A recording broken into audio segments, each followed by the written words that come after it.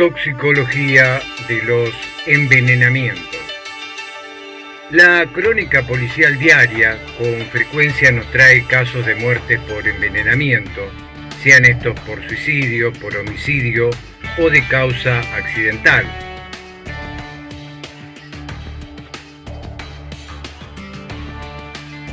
La toxicología es la ciencia que estudia los venenos y la acción que esto ejerce sobre el organismo, sobre los organismos vivos.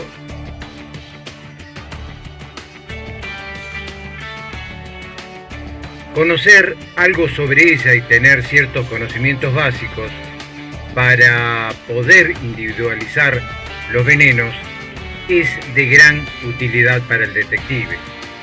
Por regla general, el homicida no utiliza venenos que por su color, su gusto o su olor pueden dar margen a sospechas.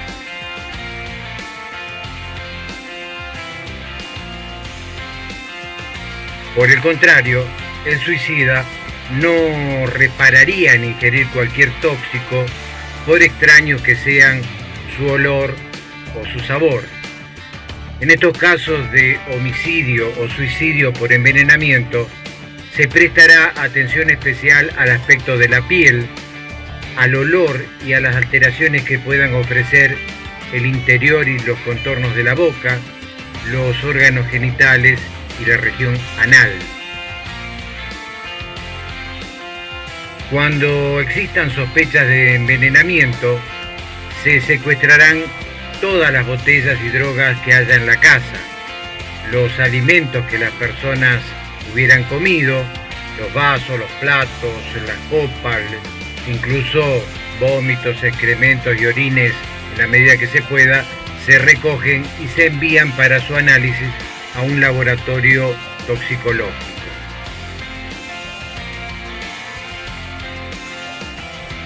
De la recolección y transporte de estas sustancias no deben encargarse en manera alguna los miembros de la familia o vecinos de la persona extinta, porque la muerte por envenenamiento suele ser con frecuencia un hecho en que está implicado alguien de la familia. Es sumamente importante proceder con la mayor rapidez, porque los elementos orgánicos que pueden servir de indicios están sujetos a la descomposición, que en algunos casos puede ser muy rápida. Historia del envenenamiento. La sustancia tóxica mortal, como medio de eliminación, tiene antecedentes que podríamos llamar clásicos. Desde la más remota antigüedad han sido utilizados los venenos, tanto para eliminar enemigos como para defenderse de personas que representaban una valla para concretar sus ambiciones desmedidas. La literatura está llena de episodios de envenenamiento y no digamos nada de los capítulos apasionados de la historia, sobre todo en la Edad Media y en el Renacimiento. La base de la utilización de los venenos reside en su carencia de estruendo, de publicidad, para decirlo en términos modernos. El envenenamiento, cuando es paulatino y progresivo, se efectúa en el más absoluto silencio, dentro de los límites de la más segura discreción.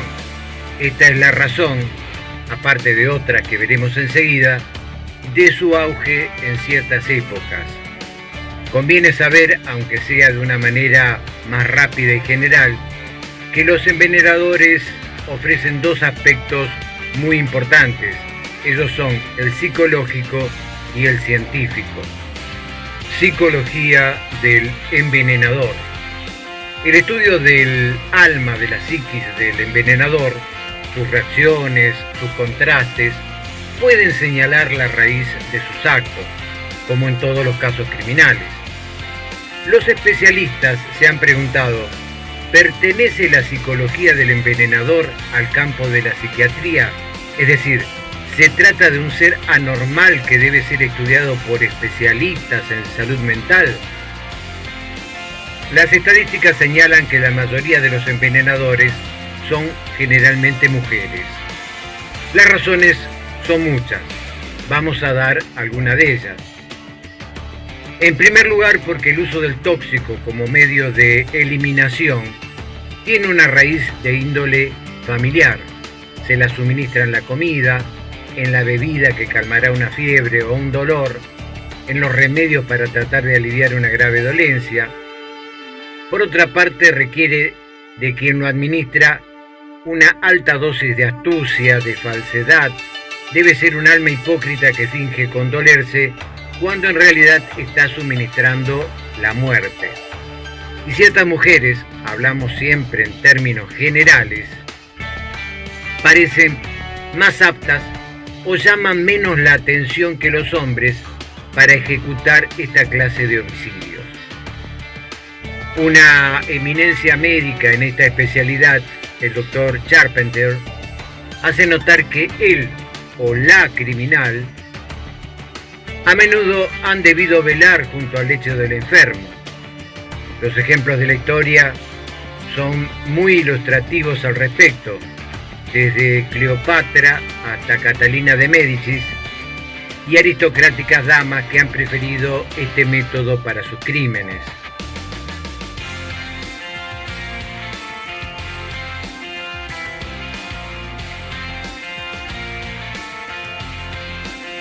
No solo en Occidente, también podemos ver cómo en Oriente, más precisamente en China, alcanzaron un grado de sofisticación para el envenenamiento, como puede observarse, por ejemplo, en este instrumento conocido como la tetera del envenenador, donde sin levantar ninguna sospecha, del pico sale una sustancia u otra sustancia a voluntad del envenenador. En este caso que mostramos, sale café, sale leche o sale café con leche.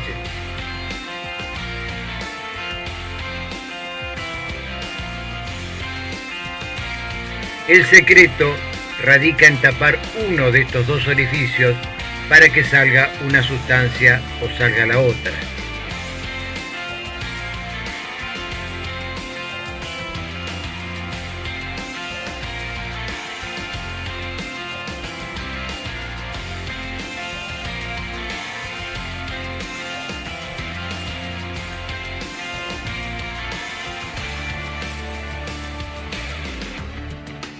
Toxicología criminal. En la actualidad los casos de envenenamiento ocurren en diversos entornos, tanto en áreas rurales como en sectores urbanos de distintos niveles socioeconómicos. El acceso a sustancias tóxicas, ya sea por medios lícitos o ilícitos, ha aumentado con la globalización y el comercio digital, lo que facilita su obtención incluso sin conocimientos especializados. Además, la amplia difusión de estos casos en los medios de comunicación y en redes sociales pueden generar un efecto de imitación en individuos predispuestos. Por otro lado, el envenenador o envenenadora, al confiar en la aparente dificultad para detectar ciertos tóxicos, suele subestimar los avances en la ciencia forense y las sofisticadas técnicas de análisis químico y toxicológico disponibles en la actualidad.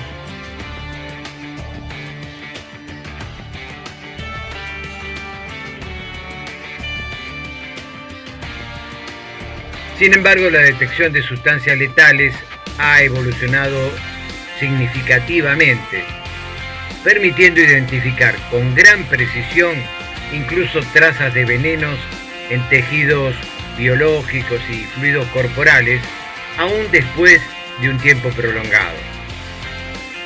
Desde un punto de vista psicológico y criminológico, los envenenadores suelen presentar características particulares. En muchos casos manifiestan rasgos de manipulación, de falta de empatía y de planificación meticulosa. Su conducta puede estar influenciada por motivaciones diversas, como el deseo de venganza, la obtención de beneficios económicos o incluso la necesidad de ejercer control sobre sus víctimas. A diferencia de otras formas de violencia, el envenenamiento implica una modalidad de agresión encubierta, lo que requiere de un alto nivel de premeditación. Algunos individuos que recurren a este método pueden presentar trastornos de personalidad o tendencias psicopáticas, aunque no necesariamente deben ser considerados enfermos mentales en el sentido clínico del término. En general, si bien algunos envenenadores pueden presentar vulnerabilidades emocionales o déficit en su desarrollo moral y ético, su conducta debe analizarse dentro del contexto criminológico y no exclusivamente desde la psiquiatría. La toxicología forense y la psicología criminal continúan desempeñando un papel fundamental en la identificación, en la comprensión y en la prevención de estos delitos. A través de esta lección veremos cuáles son los tóxicos generalmente o genéricamente denominados venenos que se utilizan para la comisión de delitos por envenenamiento, ya sea bajo la forma de suicidios, homicidios en su fase de tentativa o de realización efectiva o en casos accidentales. Desarrollaremos este tema haciendo primeramente una enumeración más o menos completa de los principales venenos, especificando su origen, sus características, su apariencia física, los síntomas, los efectos que provocan en la víctima y finalmente los procedimientos para revelar, para comprobar su existencia.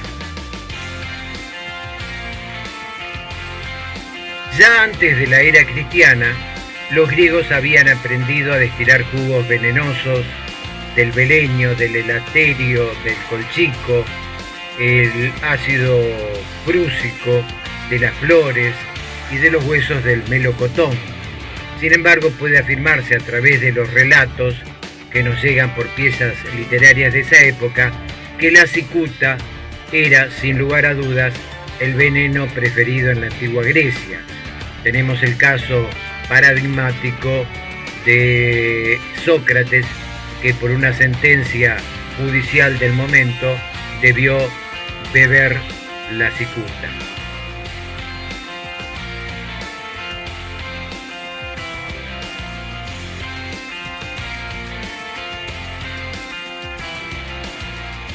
Y tal procedimiento, a través de los siglos, la verdad que no ha perdido ni actualidad ni ha perdido eficacia.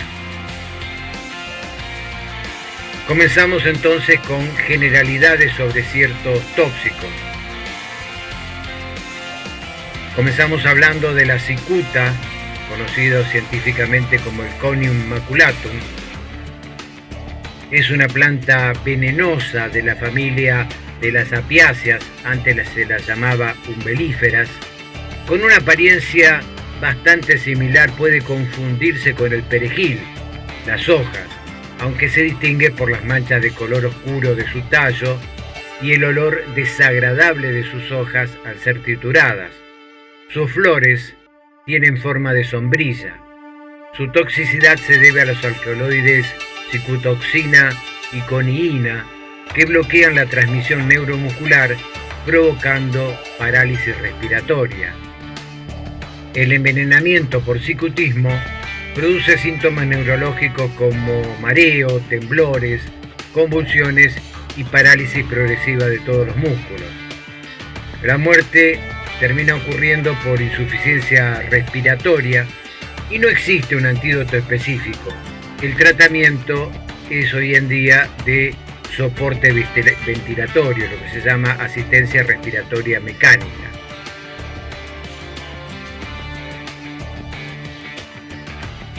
Cicutina. La cicutina es un alcaloide neurotóxico presente en la cicuta, aunque su toxicidad es menor en comparación con la conina.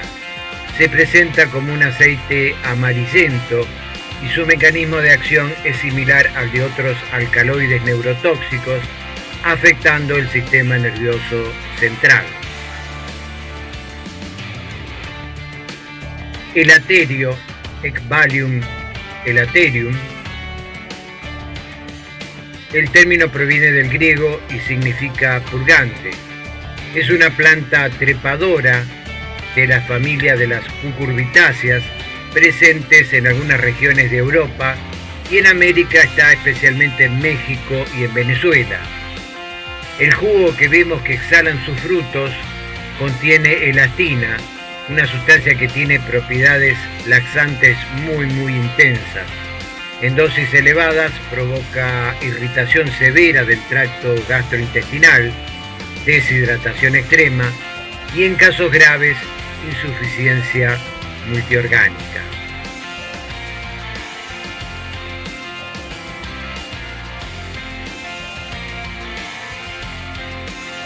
Beleño y Oceamus niger.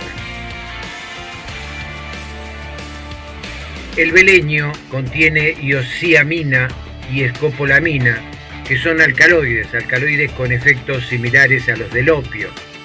Se ha utilizado en medicina como sedante y también como broncodilatador, pero su sobredosis genera síntomas de intoxicación anticolinérgico, alucinaciones, taquicardia, midriátesis, que es la dilatación pupilar, delirio y parálisis respiratoria en los casos graves.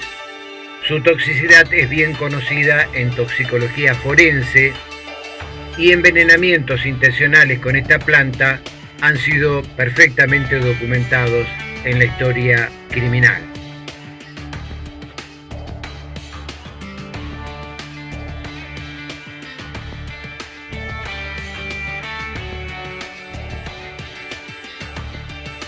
Colquico, conocido como Colchicum otoñal, también llamado colquico de otoño, es una planta de la familia Colchicaceae. Contiene colchicina, un alcaloide altamente tóxico que inhibe la mitosis celular. Se utiliza en medicina para tratar el ataque agudo de gota y algunas otras enfermedades inflamatorias. Su intoxicación genera fallo multiorgánico, diarrea severa, depresión de la médula ósea y también shock. No tiene antídoto específico y su mortalidad sigue siendo muy elevada.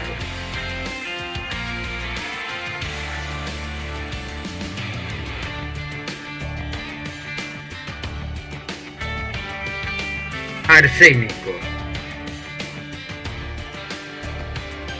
Elemento químico de color gris metálico, es altamente tóxico en las diferentes formas en que se presenta.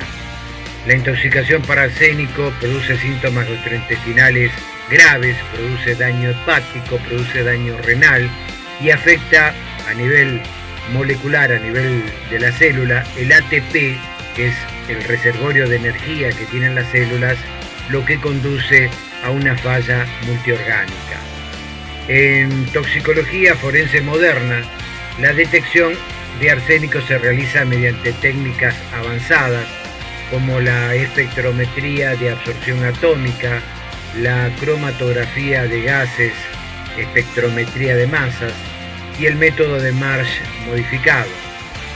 Aunque el método de Marsh-Berzelius fue revolucionario en el siglo XIX, hoy se utilizan técnicas mucho más sensibles y cuantitativas.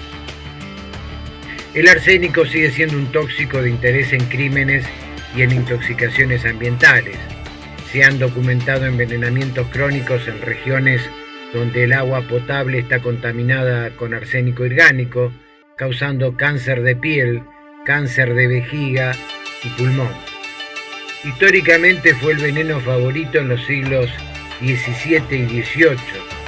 La envenenadora Giulia Tofana admitió haber asesinado a más de 600 personas con aqua tofana, el agua de Tofana, que era una mezcla de arsénico con otras sustancias.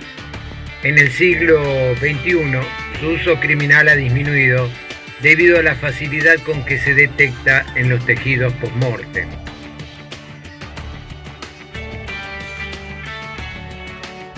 Cianuros. El cianuro es una sustancia química de acción rápida y potencialmente mortal que puede existir tanto en forma de gas como de sal cristalina. Ambas formas, las dos formas, pueden ser letales en concentraciones suficientemente altas. Algunas personas pueden detectar el característico olor a almendras amargas del cianuro, aunque no es un indicador fiable, ya que no siempre lo desprende y no todo el mundo puede detectarlo. El cianuro se encuentra en abundancia en la naturaleza y en materiales fabricados por el hombre. Algunos ejemplos son las semillas de manzana, de durazno, así como el humo de cigarrillo y los materiales para exterminar plagas. También está presente en el aire cuando se incendia un edificio, generalmente porque se queman objetos de plástico que contienen cianuro. El cianuro mata al privar al cuerpo de oxígeno. El cianuro es una molécula muy simple que consta de un átomo de carbono y uno de nitrógeno conectados entre sí por un triple enlace. El ácido cianhídrico y sus sales, cianuro de potasio, cianuro de sodio, son extremadamente letales, ya que inhiben una molécula que se llama citocromo C oxidasa, que es clave en la respiración de las células. Esto impide el uso de oxígeno por las células, provocando asfixia en minutos. El tiosulfato de sodio es el principal antídoto, ya que convierte el cianuro en tiocianato, una forma menos tóxica eliminada por los riñones.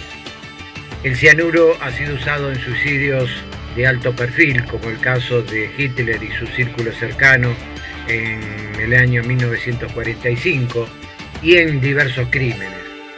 En el 1982 el caso del Tylenol.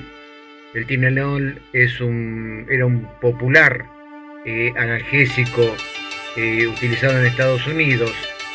Lo envenenaron, alguien lo envenenó, involucró cápsulas contaminadas con cianuro, lo que llevó a cambios en la seguridad de los medicamentos. Bicloruro de mercurio, también conocido como sublimado corrosivo, es una de las sales mercuriales más tóxicas. Se usó históricamente como antiséptico y en la industria química, pero hoy está regulado debido a su muy alta toxicidad. La intoxicación provoca necrosis de las mucosas, hemorragias digestivas, insuficiencia renal grave y daño neurológico irreversible. A diferencia del arsénico, el mercurio se acumula en el sistema nervioso, provocando una neurotoxicidad crónica como alucinaciones, demencias. Todo esto es conocido como enfermedad del sombrerero loco. Era popular en el siglo XIX decir que alguien estaba más loco que un sombrerero. ¿Por qué? Porque los sombrereros utilizaban el mercurio para la confección de sombreros, los alisaban con mercurio, eran pieles de animales que se utilizaban y se usaba mucho este tóxico. Estos cuadros de enfermedad del sombrerero loco fue observado en trabajadores que fabricaban precisamente sombreros y para ello manipulaban el mercurio en el siglo XIX hasta que fue prohibido gracias a una médica de Estados Unidos que denunció esta enfermedad profesional en este tipo de trabajadores. El antídoto para intoxicación aguda es el dimercaprol, conocido con las siglas BAL, B-A-L, o la penicilamina, que hacen una quelación, quelan el mercurio y facilitan su eliminación.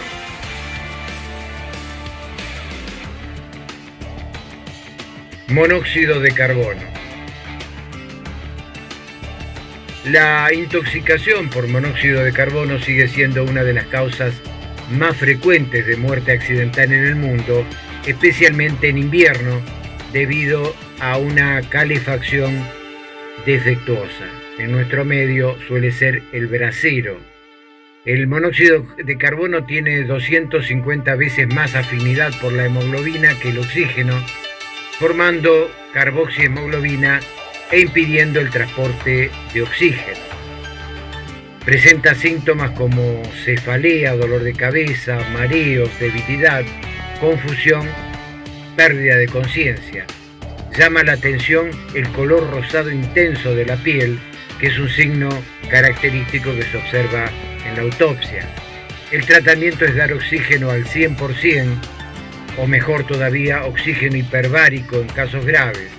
La exposición crónica al monóxido de carbono se ha asociado con trastornos neurológicos permanentes, quedan con daño permanente.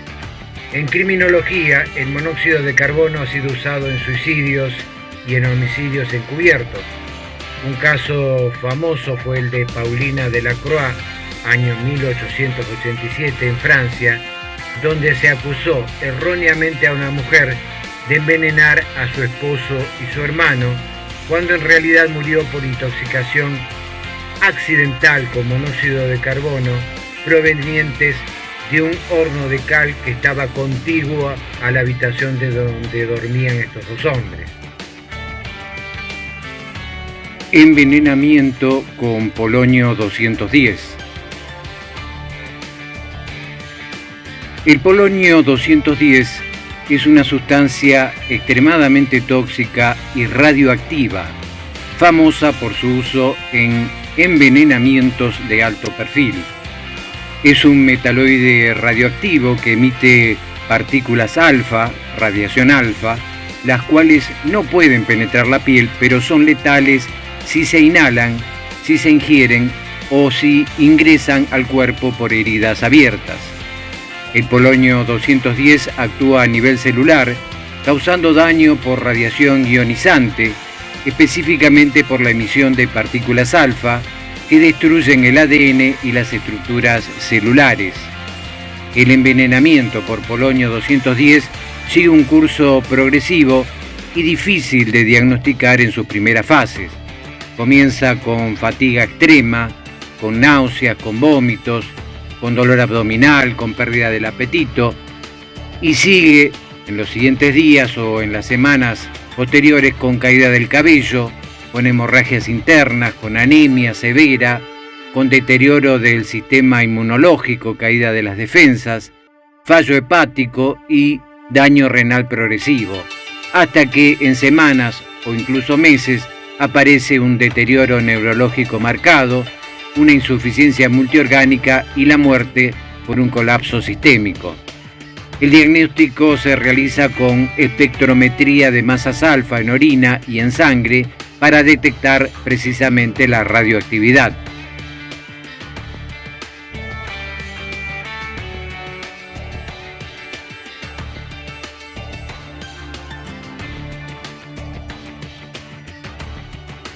El caso más icónico es el de Alexander Litvinenko, un ex espía ruso que murió en 2006 tras ser envenenado con polonio 210 en un té en Londres. Otros casos de presuntos envenenamientos incluyen a Yasser Arafat, aunque los informes sobre su muerte siguen siendo objeto de debate. Comprende también el estudio de la toxicología todo lo referente a los estupefacientes y las narcomanías que habremos de estudiar en las próximas lecciones cuando nos volvamos a ver.